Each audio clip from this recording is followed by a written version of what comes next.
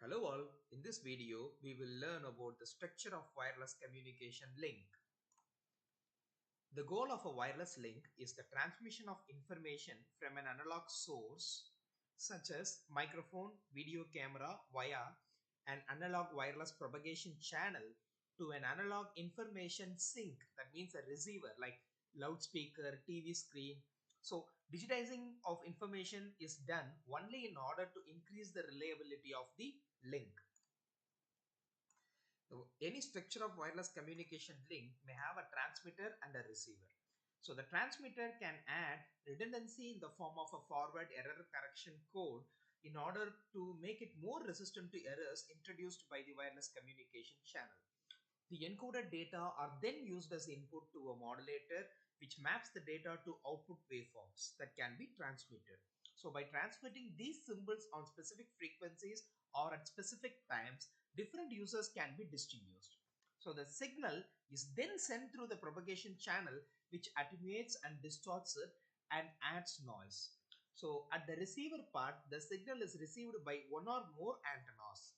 So the different users are separated, and if the channel is delayed dispersive, then an equalizer can be used to reverse that dispersion and eliminate intersimple interference.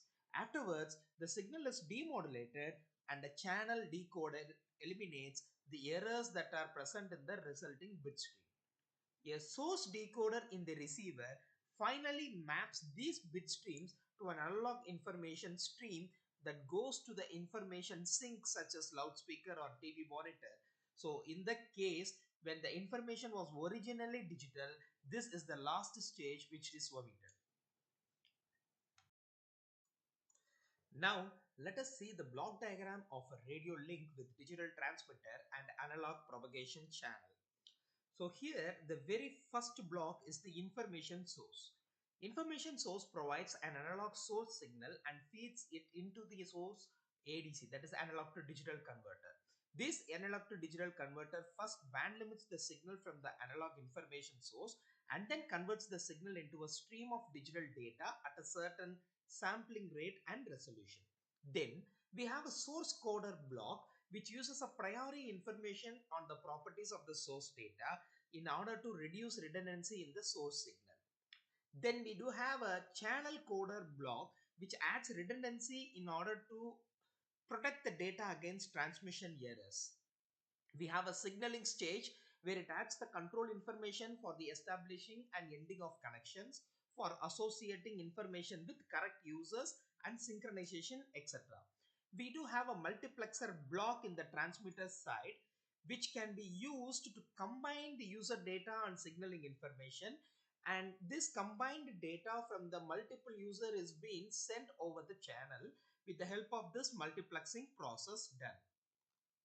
Then we have a baseband modulator which assigns the gross data bits to complex transmit symbols in the baseband. So spectral properties, intersimple interference, peak to average ratio and other properties of the transmit signal are determined by this step. Then we do have oversampling and quantization which determine the aliasing and quantization noise. So the transmitter side digital to analog converter. We do have a digital to analog converter at the transmitter side which generates a pair of analog discrete amplitude voltages corresponding to the real and imaginary part of the transmit symbols. The analog low pass filter in the transmitter eliminates the spectral components outside the desired transmission bandwidth. These components are created by the out-of-band emission of an ideal baseband modulator. The transmitter side local oscillator provides an unmodulated sinusoidal signal corresponding to one of the admissible center frequencies of the considered system. The upconverter stage is used to convert the analog filtered baseband signal to a passband signal by mixing it with the local oscillator signal. The RF transmit filter eliminates out-of-band emissions in the RF domain. Even if the low-pass filter succeeded in eliminating all out-of-band emissions, upconversions can lead to the creation of additional out-of-band components. In this block diagram, we can even see the analog propagation channel which attenuates the signal and leads to delay and frequency dispersion. Furthermore, the environment adds noise such as AWGN, additive white Gaussian noise, and co-channel interference with the original signal which is propagating in the space. So in this diagram, we see the digital receiver chain for mobile communications and multiplexing. So the analog low pass filter in the transmitter, we have already seen that it eliminates the spectral components outside the desired transmission bandwidth. In the receiver side, when we are the first thing that we're going to see is actually called as a receive filter, which performs a rough selection of the received band. So the bandwidth of the filter corresponds to the total bandwidth assigned to a specific service and can thus cover multiple communications channels belonging to the same service. And then we have a low noise amplifier which is shortly called as LNA, which amplifies the signal so that the noise added by the later components of the receiver chain has less effect on the signal to noise ratio. The receiver local oscillator provides sinusoidal signals corresponding to possible signals at the transmitter local oscillator.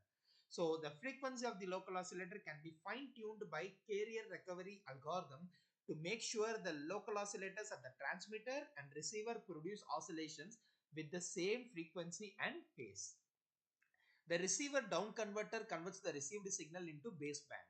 The receiver low pass filter provides a selection of desired frequency bands for one specific user. The automatic gain control in the receiver amplifies the signal such that its level is well adjusted to quantization at the subsequent ADC, that is analog to digital converter. And the receiver ADC converts the analog signal into values that are discrete in time and amplitude. Carrier recovery stage determines the frequency and phase of the carrier of the received signal and uses it to adjust the receiver local oscillator. The baseband demodulator in the receiver stage obtains the soft decision data from the digitized baseband data and hands them over to the decoder. So the baseband demodulator can be an optimum coherent demodulator or a simpler differential or incoherent demodulator. If there are multiple antennas, then the receiver either selects the signal from one of them for further processing or the signals from all of the antennas have to be processed. Simple timing recovery uses demodulated data to determine an estimate of duration of symbols and use it to fine-tune sampling intervals. The decoder in the receiver uses soft estimates from the demodulator to find the original source data. In most cases, uncoded system, the decoder is just a hard decision device. For convolutional codes, maximum likelihood sequence estimators are used. Signaling recovery in the receiver identifies the part of the data that represents signaling information and controls the subsequent demultiplexer stage. The demultiplexer stage separates the user data and signaling information and reverses possible time compression of the transmitter multiplexer. The source decoder is the final stage of the receiver where it reconstructs the source signal from the rules of source coding. So if the source data are digital, the output signal is transferred to the data sink. Otherwise, the data are transferred to the digital to analog converter, which converts the transmitted information into an analog signal and hands it over to the information sink.